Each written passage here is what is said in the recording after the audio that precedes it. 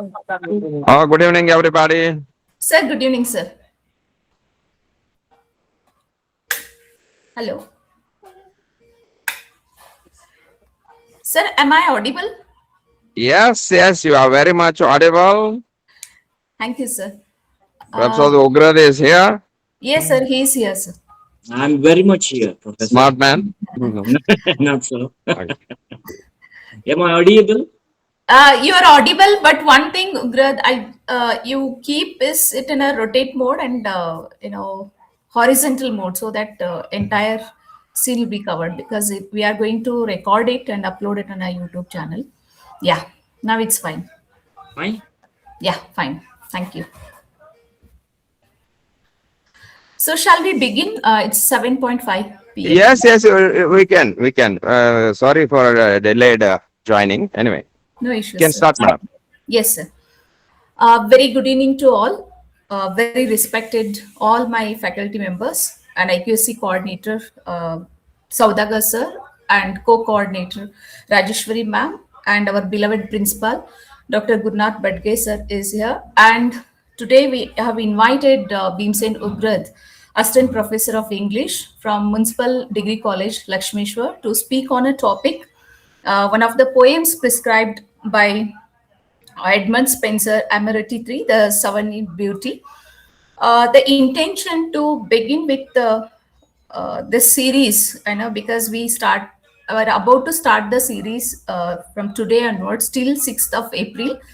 It's a student-centric series because keeping second semester BA students, optional students, we have uh, thought of to begin with the series, which can help them to overcome with the a kind of confidence they can develop, and also it must be very helpful for the sake of their examination where they can score good number of marks, because ultimately the students wants to gain good number of marks. So keeping all these things in our mind, we thought of to begin with the series. It's a long pending work.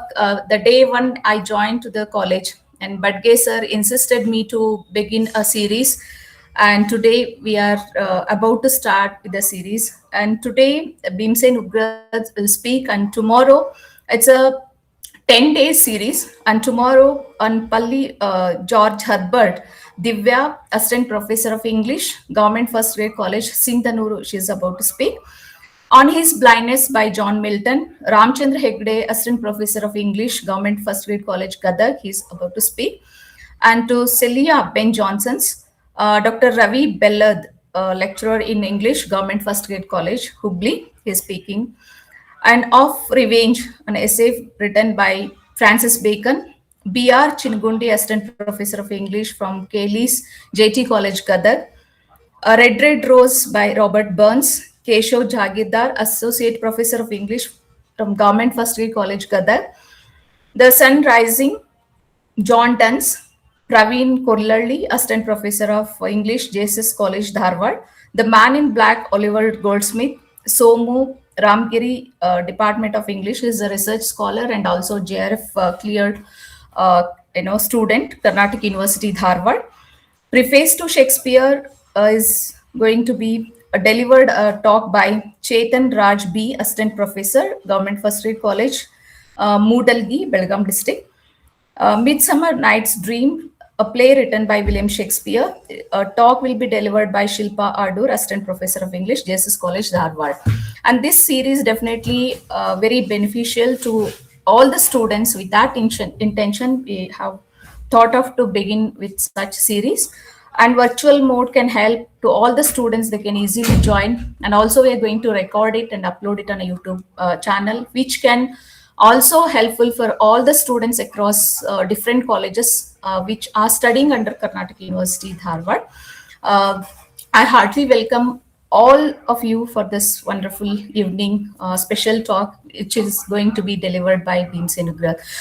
Bhimsen Urgad is very enthusiastic teacher, and all time whenever at the last moment also, if you call him, and his positive energy and compassion and passionation for the literature, and is always amazing personally to me. A very heartily welcome to you, sir. And with this note, I just leave the platform without taking much time from you. Now the talk is yours, the platform is yours. Thank you. Thank you very much, Vijayalakshmi. I'm honored to be invited a talk series by Government First Aid College, Dharwad, and I express great sense of gratitude to my most revered teacher, Dr. G.K. Badger, and all his colleagues, and my bosom friend, Vijayalakshmi Danreddy, who has just flattered me to the greatest extent. Today, I talk on Spenser's Amoretti poem, third poem, that is the Sovereign Beauty. Before getting into the poem, let us understand the poet.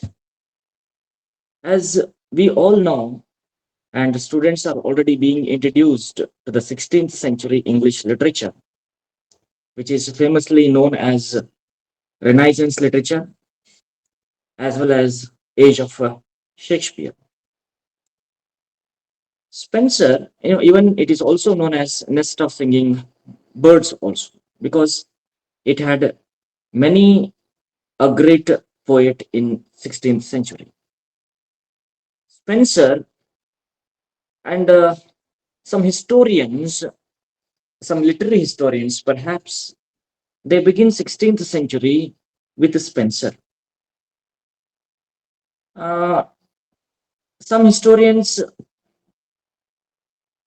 they start 16th century English literature from 1550, and some historians start with 1552, and some historians they start it with 1554. Whatever that may be, or whatever may be, Spenser happens to be one of the greatest poets of 16th century. And from his poems, from his Promethelemia, which was a word coined by Spenser in the year 1596, that we learn he was born in 1552. And he was born in London. And Spenser wrote a song in celebration of his marriage, that is Amoretti poem, a series of poems that comprises of 88 poems. As far as his early life is concerned, very little is known. His parentage is unknown, that he himself claims that he has a kinship with the noble branch of Spenser family. It is fairly certain that he was a member of some northern plebeian branch. Okay, we know that from the very outset that almost the European literature has its rooting in Greco-Roman history, or what you call Greco-Roman civilization, which which is rather what you call provides a platform, or what you call bloodstream of European literature in general. And plebeian branch, he says, some plebeian branch. What is a plebeian? Plebeian is a member of a general body of free Roman citizens. In a simple word, we call them as a commoners, as opposed to the privileged, noble, aristocratic class of Romans. He was educated at the Merchants Tailors School, and later he went to Cambridge, one of the most reputed universities till now. After Cambridge, few years of his movements are unknown. We don't know the movements. What did he do after his university education? Finally, he came to Viv, in London in 1579. When he came to London in 1579 as a member of famous literary cycle surrounded by Sir Philip Sidney, another poet, and it is Sidney who patronized Spenser, and we learn that Spenser did not have an easy life. He had a very tough life and very interesting life, and he lived dangerously, and he lived and died dangerously. And there was a kind of a friendship, a bond that grew over the period of time between Spenser and Philip Sidney. And Sidney understood, or he realized the potentiality of Spenser, and he introduced it to Queen Elizabeth I.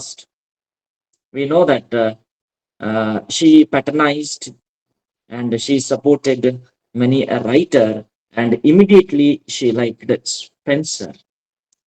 And his friendship and bond and patronization with Spenser that bore an early fruit, and Spenser was appointed as a secretary to Lord de Wilton, Lord Deputy of Ireland. And from 1780 onwards, almost 18 years up to 1598, 1579 to 1598, he lived in Ireland. He wrote in Ireland, worked in Ireland, and suffered in Ireland. It is only in 1589 he visited London, almost 10 years. By the time he had taken a venture of writing an epic poem famously known as the Fairy Queen, a wonderful allegory attempted and written by uh, Spenser. As I put it across earlier, that the bloodstream of European literature, in English literature or any other European literature, is Greco-Roman civilization. Like Homer, like Virgil, Spenser also wanted to write this epic poem, Fairy Queen, into 12 books. But it is very unfortunate he could only publish 6 books, and he could not complete the project which he had undertaken to write 12 books. Then he returned to Ireland first he visited England in 1589, published 3 books, and he returned. He stayed in England, London preferably, for 2 years, and he returned to Ireland in 1591. And by the time his first wife dies, that is, in 1593, his first wife dies, and she was Macabere's child. She dies, and he was married her in 1579, and 1593, his first wife dies, and he remarries to an Irish woman in the year 1594. 1594, during the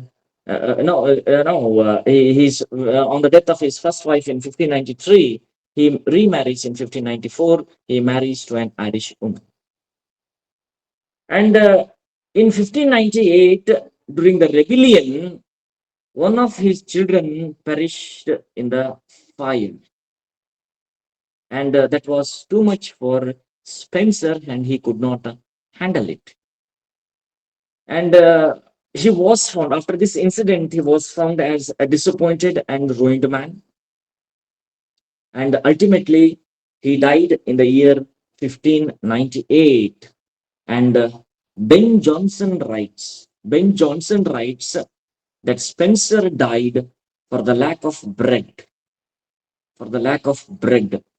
And this is a statement made by Ben Jonson, another great writer of 16th century. So this is the brief biography of Edmund Spenser. What Spenser did for the 16th century poetry, that he elevated the quality of the 16th century English poetry, and that paved the way for the next generation of writer and his contemporary writers also. Today we remember Edmund Spenser for his major works like the Shepherd's Calendar, which was published in 1579. Then a volume of miscellaneous poems in 1591. Then came Amoretti,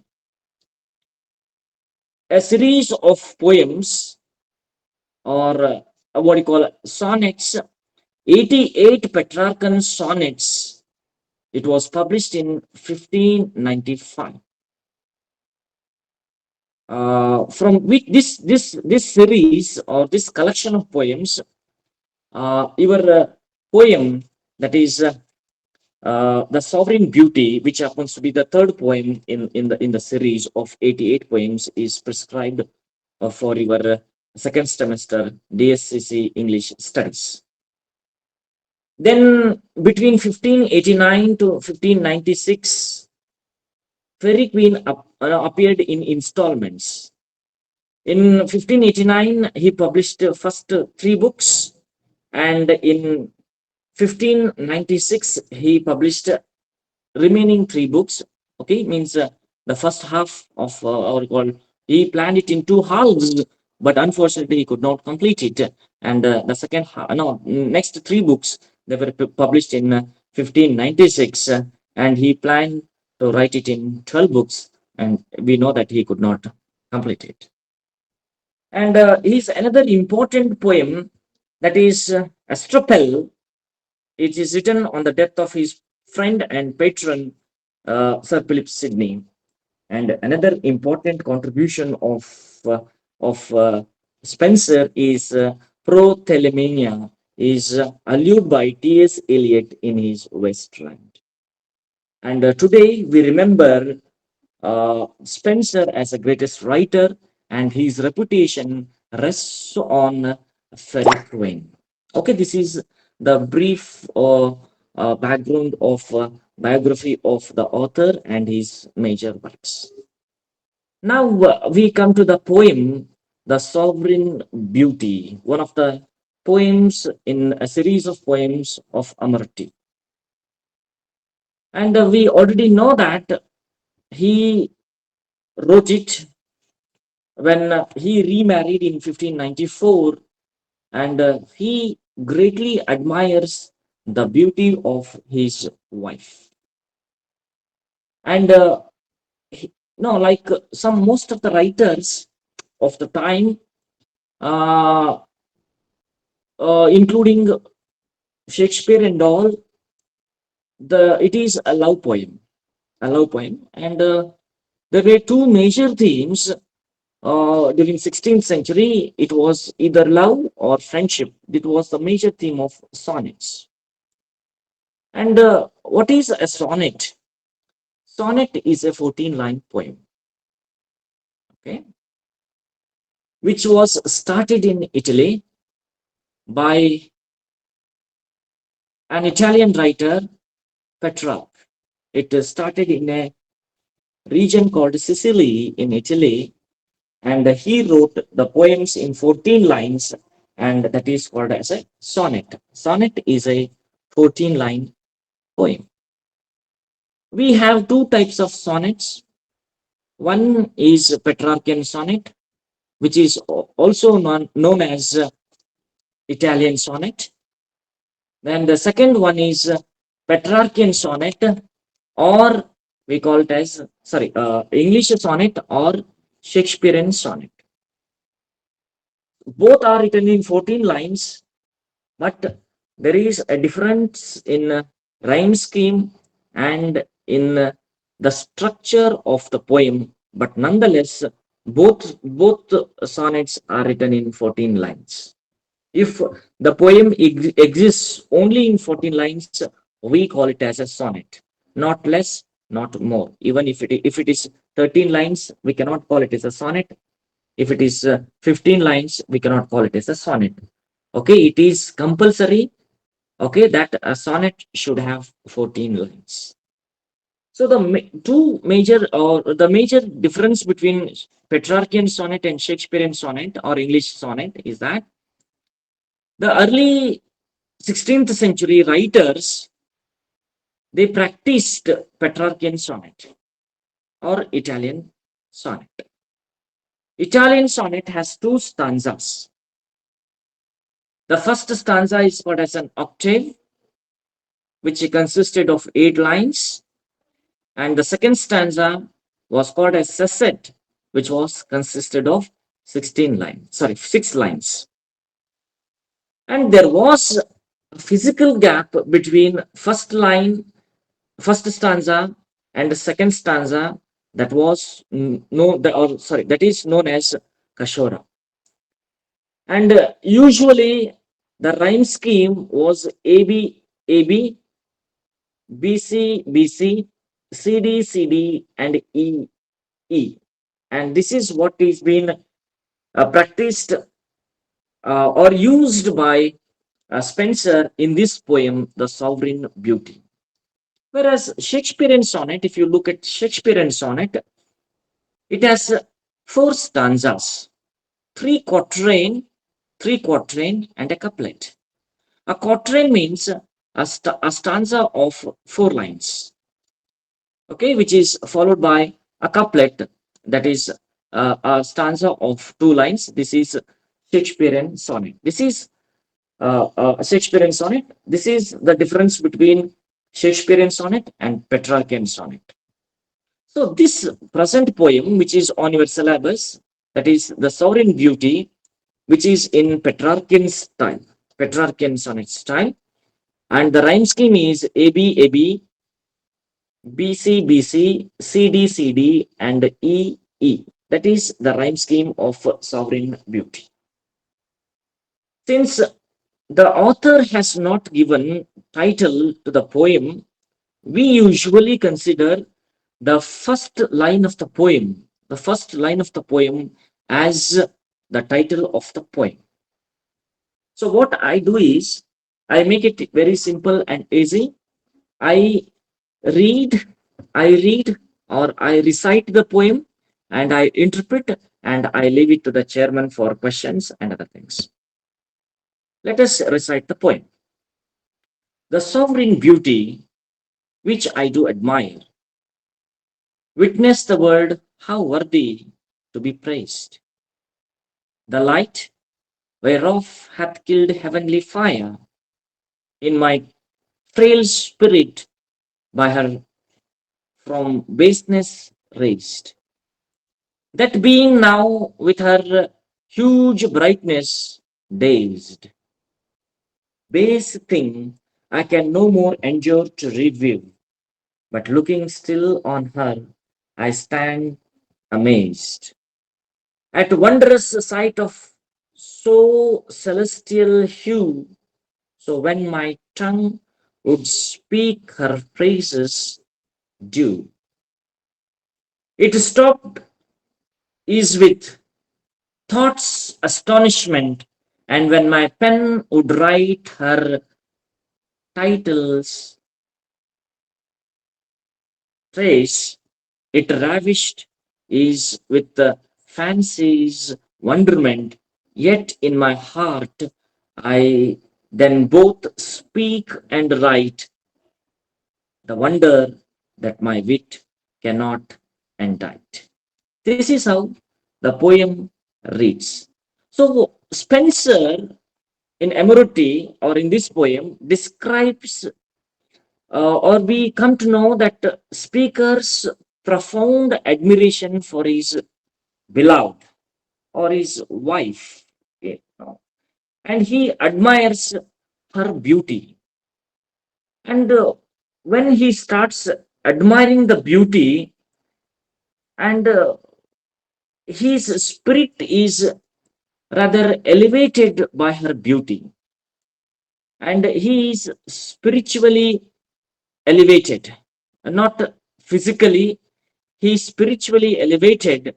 And he says, simultaneously, at the same time, he dazzled and rendered speechless. He becomes speechless by her immense brightness. It is not just the physical beauty of the woman, it is her other beauty, that is her characters and other things. He was astonished and finding himself unable or properly to express it in words.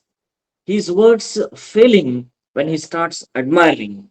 Though he can feel her drive, impact in his heart, but he is unable to express it.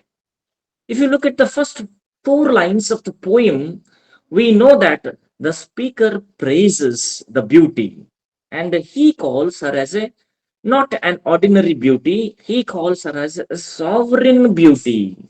Sovereign means a supreme beauty. It's not just ordinary.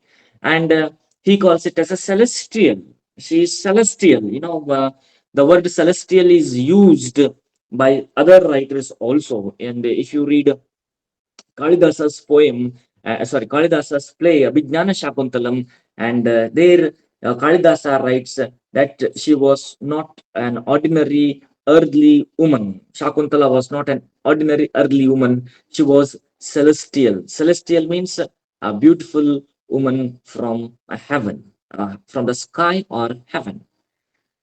And he says that she is a sovereign beauty which I do admire. No, he admires, but her beauty is not ordinary. It is supreme of a highest kind. And he says, witness the world. The world has seen her beauty, and he has also witnessed the beauty. And he definitely says it is worthy to be praised. Usually it is a habit of men, they always admire the beauty of women. Okay, and we find it not just in English literature, we find it in our literature also, that men poets always admire the beauty of women or females. It is not new to us at all. Even we in his next writer, next poet, who is considered as a father of metaphysical poetry, John Donne, and we there also we come to know how he praises the beauty of women. Then he says, it's worthy, her beauty is worthy to be praised, to be admired, it will be cherished, and he cherishes the beauty of his beloved. The light whereof hath killed heavenly fire, her brightness, physical brightness and metaphorical brightness is so bright, so powerful that it has killed the heavenly fire. Even the heaven, the divine spark from the heaven, the fire is no match to the brightness of his beloved. And he says, in my frail spirit. No, he says that his spirit is rather frail. Frail means delicate, weak, frail. He says, frail spirit by her from baseness raised. No, he is elevated from the base desire. We call it as a base desire. That base desire is what you call an infatuation or a physical attraction. We call it as a base desire. And he has raised from baseness. Then he says that when he looks at the beauty and radiance of that woman, and he says that now his spirit is elevated and he is spiritually elevated. He was not just moved towards her physically or infatuated to her physical beauty, but now he says baseness raised. That being now with her huge brightness dazed. Now he is blinded by the beauty of her dazedness. Her brightness is so powerful, it is just like the sun. When you look into the sun, when you go blind, similarly, he goes blind by the radiance and beauty of his beloved. This is the four lines we come to know that he explains that her brilliance has raised him from a lowly, mundane, okay, mundane, a common state, and it inspires him a spiritual or heavenly awakening. And when you go to the next lines of the poem, base thing I can no more endure to live. Okay, now he has forgotten and he has completely oblivion to the baseness. Now, base thing he has raised from the baseness, but looking still on her, I stand amazed at wondrous sight of so celestial hue. Hue means color, here brightness. So when my tongue would speak her praise due. In the next four lines, we learn that his beloved's beauty, and she is not an ordinary woman. He calls her as celestial. Celestial means a beautiful beauty, or which is from the sky or from the heaven, is called as celestial. And he says the beloved's beauty is so bright it dazzled him, it has blinded him, leaving him unable to appreciate or look. Now here he is confused whether he should appreciate the beauty of that woman, or he just wanted to have a look at her. And now he is in a state of confusion because her radiance and beauty is so beautiful that leaves him unable to appreciate or look lesser, inferior things, that is base things. And he says it's due. It stopped is with the thoughts astonishment. And when my pen would write her titles trace, it ravished is with the fancy's wonderment. Yet in my heart I then both speak and write. In the couplet he writes, yet in my heart I then both speak and write the wonder that my wit cannot indict.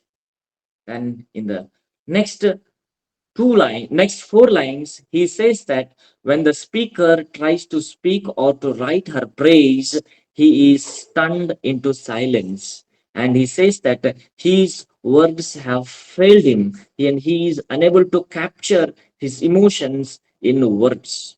And he is unable to express himself in his words. He is so wonderstruck that the words are struck and he is unable to write. And he praises and he's stunned into silence, completely overwhelmed by the beauty of that woman. And then he says, it ravished means that intense joy. That ravish means intense joy that has left him unable to speak. It usually happens when you meet a great personality whom you admire for your life. All of a sudden you meet, you are unable to express yourself, you are unable to see how grateful you are to meet that person, or you are unable to express. The same thing happens with a poet, and he is unable to express it, and neither in words or no, in his neither in spoken words or in written, he is unable to express himself. Yet in my heart I then speak and write. Still he has tried to write. Okay, still he has tried to capture his emotions in spoken words or in written words. The wonder that my wit, the wonder my wit, his reasoning, his intelligence has has left him unable. And he said he tries to indict means to write, to draft or compose and all. This is how the poem comes to an end. And here we come to know the Neo-Platonicism, that is, the beloved's beauty is a manifestation of divine beauty that helps the lover to move from physical to spiritual enlightenment. Okay, it's not just a physical. Her beauty, her radiance is so powerful that it has elevated the spirit of the man, and we call it as what do you call artistic limitation. Okay, the poet has got, in the last two lines, we come to know that the writer has got its own limitations, and that artistic limitation has not fully, whatever he felt about that lady or that his beloved, he is unable to express fully. Then he says, and he feels his poetry is inadequate, and his pen is inadequate, his words are inadequate to capture the true glory and beauty and the brightness of his beloved. And he writes that, and he says that the wonder that my wit cannot indict. He is unable to write, and this is how the poem comes to an end. Okay, and with this we have completed the poem "The Sovereign Beauty," which is written in Petrarchan style. Okay, now it is open for discussion, questions, and other things. Thank you. Thank you, Bhimsen. And after the chase, a few words which are kind of supportive words to yours, and the forum will be open for the discussion. I request Professor Gurnath Badge, the principal of Government First Aid College, Dharwad, uh, for his final remarks. Thank you very much. Please, sir. In Please. in fact, it's always good to hear when our best friend and student, Professor Urgad, speaks on any topic. At first, I congratulate Department of English of our college, headed by Dr. Vijayalakshmi Dandreddy, for having thought of this kind of a program, which we aim at should reach all the students in a different way, although we teach all these components in the classroom. But our intention, as it is already stated by Dr. Vijayalakshmi, is to reach wider audience. At the same time, would like our students to listen to the teachers from across Karnataka or across India, so that they will have an opportunity to see the same poem from a different perspective or from a different kind of a tone or methodology for understanding. This so far we have been listening to Bhimsen spoke about Spenser. We all know that how the Elizabethan literature, particularly, was very much the product of Renaissance, the product of new learning, and how they learned so many things from Greco-Roman literature, and how they inculcated new forms of poetry like lyric, epic, sonnet, and when it comes to 16th century, sonnet dominated all forms of poetry. And amongst the all sonnetiers, we rate Spenser as the greatest poet. Of course, the greatest non-dramatic poet of 16th century and the poet laureate. He had so many things to his credit. John Milton imitated Spenser. Wordsworth imitated Spenser. So Spenserian stanza, all these things are very much the nine-line stanza particularly, and the way the narrative style of Spenser in Fairy Queen, all these things are very, very important when it comes to Spenser's poetry. When it comes to his sonnets particularly, as Bhimsen rightly pointed out, he followed Petrarchan model, 8 plus 6, octave and sestet. And of course, a sonnet one should know that is a poem of love, celebrating love. Of course, sometimes there is something about disappointment of love also when you see the sonnets of Sidney and has Astrophil and Stella. Whereas Shakespeare and Spenser are the successful lovers because some people were writing poems imagining their beloveds, whereas Spenser was able to get the lover of his choice in Elizabeth Boyle, and of course, the Dark Lady of Shakespeare is known to everybody. So this poem, particularly Sovereign Booty, rightly explained by our best friend about how love is celebrated. Love is not all the time. So there has been a platonic love which has been propagated by many people. Shakespeare speaks about true love in sonnet number 116. True love is the marriage of true minds. It's not a time spool. And this is how he propagates. The same idea has been, of course, reiterated by Spenser too. Because love is not just the physical beauty. Love is not something that can be, acquired forcefully. Love is not something that is what we call, man and just a man and woman relationship. It is something more than that. In Sovereign Beauty, he says it's a celestial one, and he compares love to the divinity. In this way, he speaks about the greater love, a sustainable one, at the same time, the one which is compared to godliness. That is why there is something in Indian philosophy, Satyam, Shivam, Sundaram. What is true? That is God. What is God? That is beauty. Truth is beauty. Beauty is truth. Then all these things are together. You cannot separate them. It's not just the one.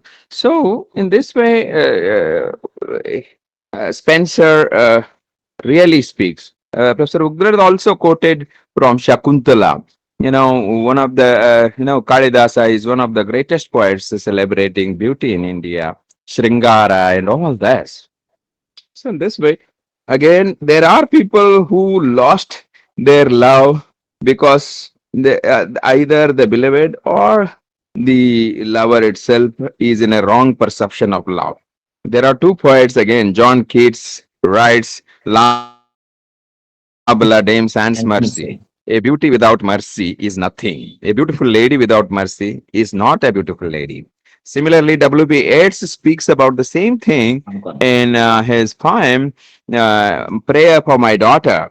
I don't want my daughter to be just beautiful, but I want my daughter to be good in character so that she does not damages others. Her beauty should not distract, her beauty should not destroy other people. So beauty is something that takes you to the greater heights. So in this way, he says, all the beautiful ladies eat crazy salad. So this kind of experience tells you that true love is everyone desires this kind of divinity in love. The end of love is not just a marriage. The end of love is something that you reach the divinity, you reach the higher level of happiness. So in this way, this poem celebrates love as a celestial beauty. And I'm so happy that the first lecture was a very successful one and a beautiful one. I once again thank on behalf of college and hope our students enjoyed it. And let us continue this tradition. And thank you very much for the opportunity. Thank you, sir. Thank you for your So kind thank you words, sir. so And thank you so even much, sir. Sydney writes, Sydney rightly points out in the, to Spencer, look in thyself and write. Okay, though he looks himself, inside, but still he is unable to find the words. He says. Thank you, sir. Thank you so much. Now the forum is open for the discussion. Students who are here, if you have any questions, because it is one of the prescribed poems for you related to your examinations. If you have any questions to be asked, you can ask to Grit sir or to GK Badge sir. To you too, because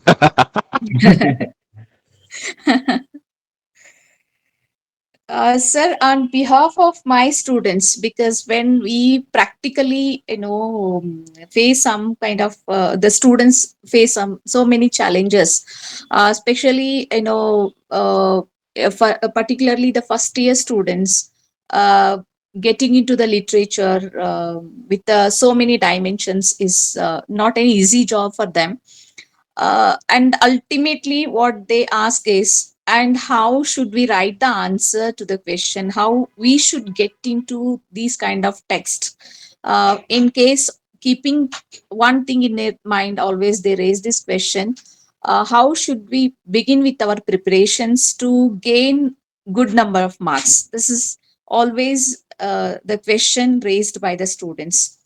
And can you please throw the light on, because these are all the talks we have been conducting, keeping students in our mind. You want me to answer that question? Yeah, please. Yeah, see, it is, we have to keep it very simple and nice. One students, first thing, they have to be regular in the classes. That time, no, we never said these things some years ago. But now we have to ask our students to come to the classes properly. The first thing that they have to attend their classes. And when I was a student, my strategy was I flagged certain teachers. You know, for example, we had some 6 or 7 teachers. We flagged 1 or 2 teachers who were excellent in language.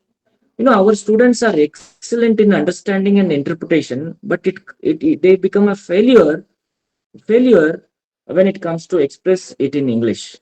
So our first problem is the language itself. So my suggestion and request to students is that you try to understand the language first.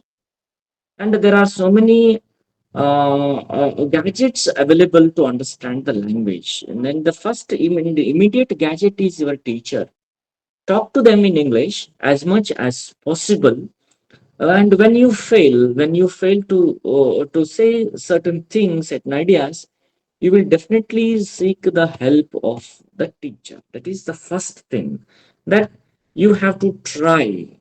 Okay, trying, you know, and it is said in the Bible, if you try to read the Bible, even if you don't read, if you try to read it, you will go to the heaven. And if you try, just simple trying is enough to understand and learn and all.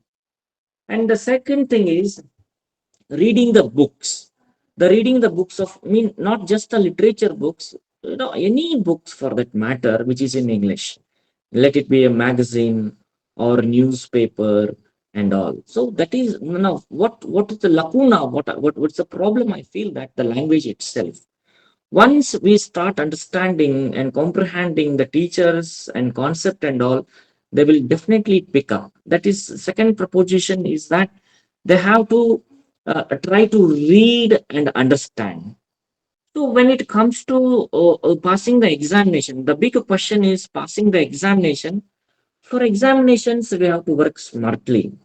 Okay, and I suggest that you should plan it out, like, okay, one for the knowledge and one study for the knowledge and one for the examination. You should do some smart work. Okay, and what I suggest, for example, you have 16th century, 17th century writers, and my suggestion is that, okay, you 4 or 5 friends go to the library and you pick up different books, like, history of English literature. If you take the example of history of English literature, all of them should take history of English literature written by various writers, like it will be Louis and Casamin and W.J. Long and Edward Albert, Compton Rickett and all. So they can prepare notes on 16th century by referring one particular book. When they start exchanging the book, exchanging the notes, referred by or referring different historians, different writers, that will definitely help. And they have to discuss amongst themselves, they have to discuss with the teachers, and they have to show interest. The first and foremost thing is they have to show interest in their studies, and that will help a great deal to them. Yeah, thank you so much. Students over here, if you have any questions, even if you are unable to speak out in English at this moment, you can unmute yourself and ask in your comfortable language, either in English Yeah, or in Hindi. He can understand and yeah, he can give the reply to your questions. yeah. I understand 5 or 6 languages you can speak. Yeah. And no, my another suggestion to my students is that I don't say that you should not scroll, you should not watch TV, but you have to make the choices. And my personal suggestion that if you want to learn the language, there is a serial called Mind Your Language. You may take it down. Mind Your Language, that teaches you the language. And in that serial, there is a professor by name Professor Brown who teaches English to the foreign immigrants, one from India, one from Pakistan, one from Japan, one from China, one from Italy, one from France, one from Spain, one from Spain, one from French, one from Poland and all. And that one from Russia. There it teaches a great deal. And there are certain serials like Big Bang Theory, okay, The Friends, Sweet Life of Jack and Cody, Friends, Two and a Half Men. There are so many serials. By watching them, you will definitely learn the language, and your language will be polished. Your accent will be polished. Your fluency will be wonderful, and all. This is my suggestion to students. And if you have any questions, please don't hesitate. Vijayalakshmi, I joined from another mobile now. Hmm. Yes, sir. Okay. My mobile got switched off, and I have Dr. V.R. Dalwai of Jamkandi College here with me. Okay. Okay, sir. Okay, sir. Sir, would you like to give any suggestions to the students, because it will be recorded and uploaded in a YouTube? Not only in fact, our students will get the benefit of your suggestions all the time in the classrooms. Anyhow, you are engaging the classes to them. But keeping all the students across KUD, and once we upload and we can circulate to the all the in the forum, and they also can make the use of your suggestions. And keeping that, would you like to suggest any thing to the students or across KUD, sir? Yeah, actually, we have been talking to our students in this respect, particularly. Literature is literature. Actually, reading habit should be, of course, developed. And as Mr. Ugrad was talking about, we start reading simple things, even comics also, small things. Sometimes even in newspaper, we get stories, some kind of jokes and all that. So, beginning with such a short reading, we can develop the habit of serious reading, or what we call intensive reading. So nowadays, what happens? They have lot of gadgets, lot of information with them, but when it comes to reading, rather they feel it is not a very happy endeavor. So in Experience. this way, I just tell my students that uh, s- mm, develop the habit of reading, number one, and develop the taste of literature particularly, and start enjoying the beauty of thought as well as language. Words have beauty, thoughts have their own beauty. So in this way, we have found some of our students in our college. They come and ask, for some good books and all that. But such students should increase in number at the same time. And this particular, in case it is very very difficult in the beginning, let them listen first properly. The best speakers, and this would help them. Again, go for reading extensively and intensively later. So this is one of the steps towards that. Let us all work together to ensure that students start reading, and we we grow the best product out of it. Okay, this is the suggestion I can make. Thank you. Thank you, sir. Yeah, yeah, madam. That's what I pointed out in that no, I request the students to flag some two or three teachers whom they find excellent, and first they have to sit and listen to them. And as Professor Badgir rightly pointed out that the good speakers are good listeners. By simply listening, by simple reading and all, that will help a great deal.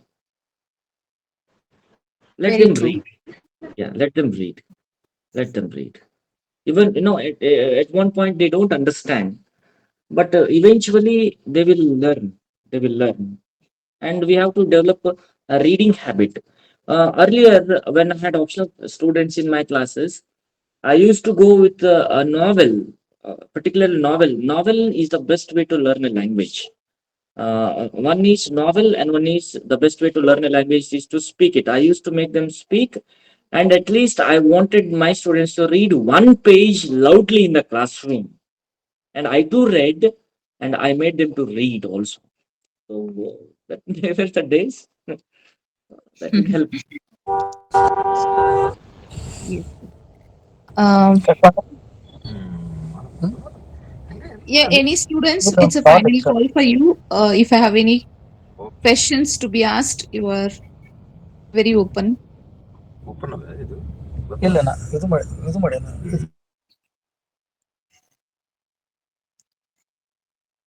Okay, I think I asked all the questions what exactly the students can ask in the classroom generally. Yeah, And suppose if they have any questions, after uploading in a YouTube, and there also you can post your questions. It will be answered later. yeah, Um, and one more yes, thing that they should not be apprehensive about it. No, they say that they have come from rural.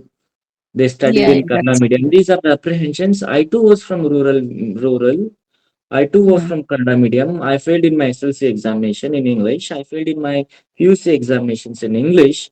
Only we have to try. A dull boy. I had never been a prize student in my mhm. school and colleges. If a dull boy could make it like me, you can come up and you definitely have a fair chance. This is my suggestion. Yes. Thank you, Bhimsen. Because even if we say something in the classes, but when it comes from outside, and Yeah, definitely they take the things very seriously. yeah, And one final remark, what you made, one student, if he has that, if he develop a kind of passion at any stage, yes, it will not be late for anybody. yeah, And first and foremost, we have to come out of these kind of comprehensions, or apprehensions. generally they used to keep all these things, right? Yeah, um, so this talk definitely benefits our students undoubtedly, and not only to our students in the campus, but students across, who are studying in the different colleges, comes under Carnatic University, because this is purely related to second semester yeah, DSCC students yeah, English who opted this. yeah. So I, it's a I no, I spoke yeah, keeping it in the mind, only students' yeah, perspective. Otherwise, I would have, yeah, yeah, yeah, yeah, keep it in yeah, mind. because we have, ultimately we need to work for the students in the campus. Yes, So keeping that thing in the mind, and we started this series, and definitely it will be a great help to them. And in the final, at the final of this, at the end of this program, I'd like to announce one thing. This series will be continued till 6th April, all the days at 7 p.m. with the same link. uh, Tomorrow at 7 o'clock, on the pulley written by George Herbert, the pulley. Divya, assistant professor of English, Government First Grade College, Singanur. She is about to speak on this poem, and request all the students and faculty to be with us and make the benefit of this program as well.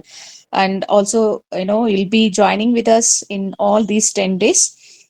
With this note, I personally, feel very happy, because the day has come, I know, which Professor Gurnath Bhatge sir used to have a big dream.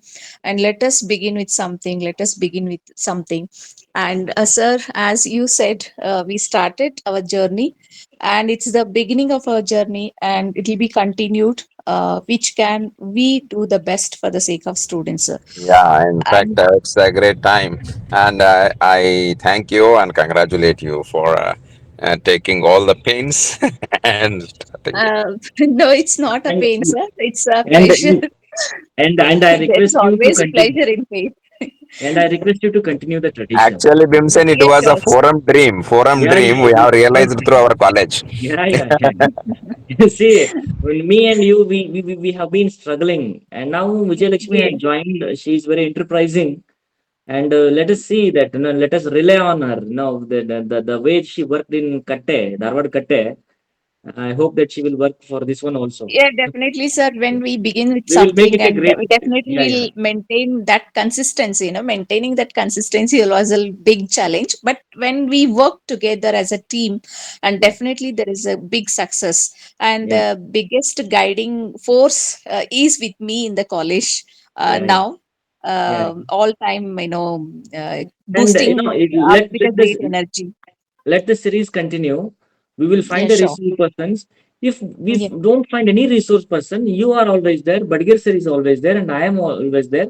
We will Yeah, talk yeah, on the sure. simple thing like what is a sonnet, what is a lyric, what Yes. is a ballad, what is a limerick, what is a Yes. free verse, what is a tragedy, what is a we will talk go on talking literary terms, literary forms. Yeah, sure. Simple things will start with it. Definitely, definitely. Yeah. Definitely, sir. Um, yeah, shall we conclude, sir? Yeah. Yes, yes, madam. Yes, you can. Yes, sir. Uh, yeah, I extend my heartfelt thanks to our chief guest, Shri Bhimsen Urgad, Assistant Professor of English, Municipal Degree College, Lakshmishwar. In fact, he delivered a very insightful and encouraging talk on Edmund Spenser, Amoretti 3, The Sovereign Beauty. In fact, your words have truly enlightened us and very much beneficial to our students. Thank you so much for joining with us and giving a very elaborative talk on this poem. Thank you so much. Thank you. Thank you. Thank you, Vijay. Thank you. Thank you. I also extend my sincere gratitude to our esteemed chair and the principal of our college, Professor Gurnath Badge sir, for his constant support, guidance, and for his presiding over today's session. Thank you, sir. Thank you so much. I extend my heartfelt thanks to our IQSC coordinator, Mr. Ibrahim Saudagar sir, and co-coordinator Baswaraj Ishwari Patil for their valuable presence and encouragement. Thank you. In their absentia, I extend a very gratitude to both of them and extend a very gratitude to all my faculty members and students who actively participated and made this session lively and interactive. Thank you so much. And we'll be meeting you again tomorrow at 7 o'clock with another poem by Hopefully. Miss Divya. Yeah. Thank you. Thank you. Thank you. Thank you so much and good Thank you. night. Thank you. Thank you, sir. Thank you.